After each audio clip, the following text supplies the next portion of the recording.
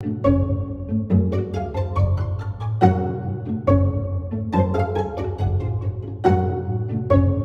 friends, and welcome back to Imagine with Royce. If you're new here, hello and welcome. My name is Royce. I'm a painter, sculptor, and a collector. Today we're going to be talking about the downside of working at the Disneyland Resort. I try to focus and mainly be positive on this channel, but I thought I would be a very transparent person and kind of give you the negative side of working at Disney.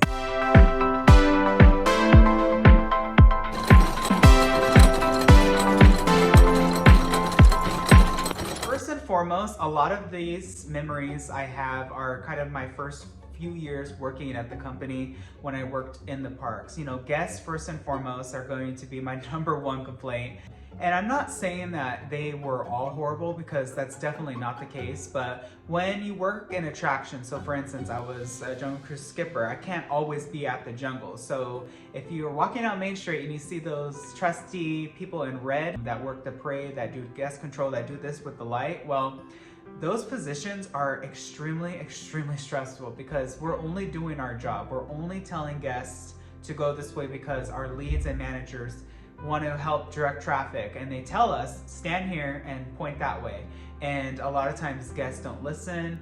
And you know, especially with walkways, and for a parade people stop and you have to keep the walkway moving, guests can be very mean. And especially I've had some horrible incidents where I've been pushed, I've been spit on, I've been screamed at. So why were guests like this? I feel like a lot of people felt entitled because they paid a lot of money, and I'm just kind of restating to you what guests told me. I paid a lot of money, I deserve to stand wherever I want, do not tell me what to do. I understand that that's how they feel. However, especially if it's a safety concern, like this is a walkway, this is for, say, Disneyland Fire Department, this is their walkthrough, it has to be cleared for emergency reasons. So I feel like a lot of guests don't understand why we're necessarily telling them to move. So the second hardest part about being a cast member is the lunchtime. So for instance, if you work, say, Jungle Cruise, I remember I would clock out at the Jungle Cruise little station, and I would have to cross the street, if you don't bring your food, to the little cafe. I think it's called like the E-Ticket Cafe. It has like a grill and a Subway in it. So I had this experience where I clocked out and immediately you only have 30 minutes, right? That's not a long time. So I'm trying to cross the street, but hey, there's a parade and it stopped and I have to wait, right? So I'm waiting for the parade to go, and then finally there's a crossing, and then I'm running to grab my food, and I grab my food and now I only have 15 minutes. So I'm running back, the parade is just finishing, there's guests everywhere, there's people lost, and they stop you. You can't just ignore them. You can't just keep walking, that's rude. You technically have a name tag, you could get written up. So I have to stop and answer these questions to these guests on my task-free lunch, and by the time I'm done, I only have 10 minutes to finish my food. That happened every single time. I'm not even kidding you. It was so hard, and even now to this day, 10 years later, I still eat fast because I had to. It's one of those things where I feel like Disney should really extend the lunch at least to 45 minutes. That 15-minute addition would make a lifetime of difference. And if you're a cast member, tell me if you agree with that. And then third is going to be the point system.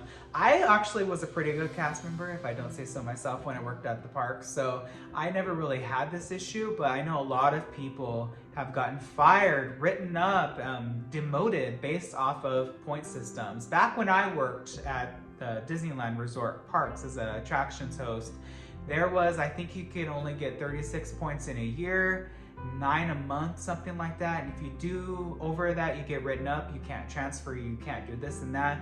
There's so many rules, right? But I think that this just goes in hand with my fourth issue, which is poor management. There's just so many of us that the managers truly just can't get to all of us. There are managers that I never met that thought I was new, that I had been there 2 years. There are managers that just, honestly, I felt like they just didn't even care to get to know me. And I'm just not saying me as a person, but just my fellow new batch of cast members, because they've seen so many people come and leave, come and leave. Why is there such high turnover? I'll tell you. At least in my opinion, I think that the turnover is due to the guests screaming at you, and of course the pay. The pay was absolutely horrible. I worked in 2012 and I got paid $9.40 something an hour. An hour. So every 2 weeks, I remember I would only get like $200-300 on a good week. That's not livable. So of course these managers just, I feel like they kind of became a little bit dehumanized and detached from any sort of attachment with these cast members, because I think if you have a long lifespan as an attractions host, you'll be there 5 years. And attractions is all based on seniority, which takes me to my next one, which is seniority.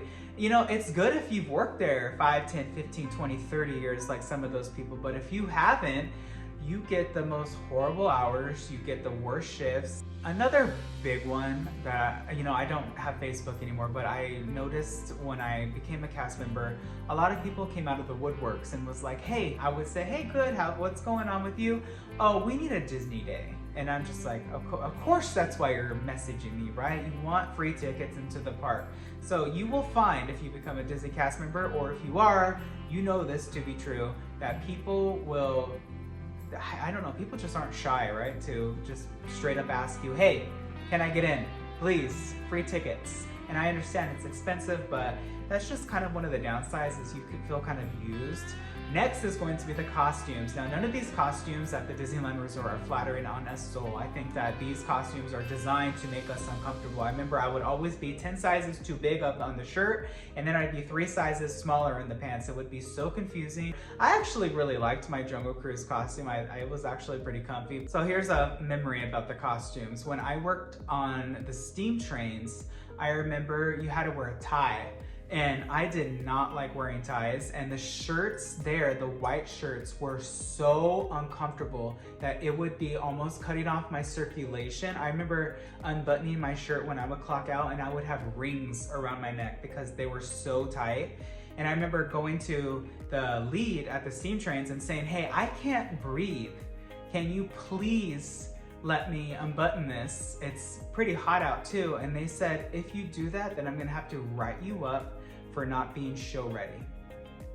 Yes, that is what you dealt with working attractions. And that's another thing that's pretty negative, I would say, is that a lot of the leads, it went to their head and they kind of became very, like, it's like a power trip, right? Like, oh, I have control over the attraction at this point, right? But they were just very mean, especially when I first started and I didn't understand the dock hand situation working Jungle Cruise.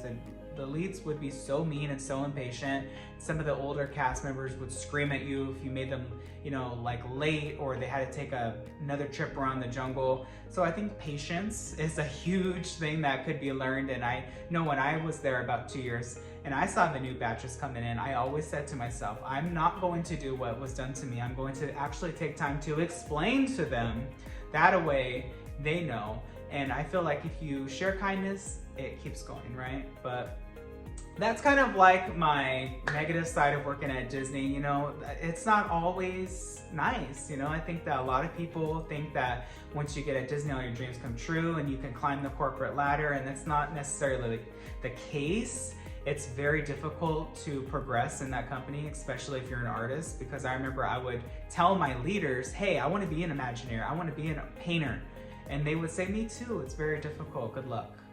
That's all I would get. I would never really get much support. So you truly are on your own. There were certain circumstances like Suzanne and Diana where they were really good managers, and Christy, that they actually, I felt cared and made me feel like I wasn't a number, even though deep down that's all I was. And when I did put in my 2 weeks that hey, I was transferring, it was those managers that said, I'm gonna miss you. So my advice, if you are a manager or a lead, is be kind. And I understand that you have a lot of responsibility, but just do to others what you would want done to you, right? I think it's that simple. But that is kind of the downside of working at Disney. I hope that you enjoyed this video. If you did, please hit that thumbs up and that bell icon, and hey, hit subscribe. That way you are notified whenever I upload a new video. I wish you all a wonderful day. Be nice to one another, and always remember, dreamers, not only to follow your dreams, but to chase them. Later.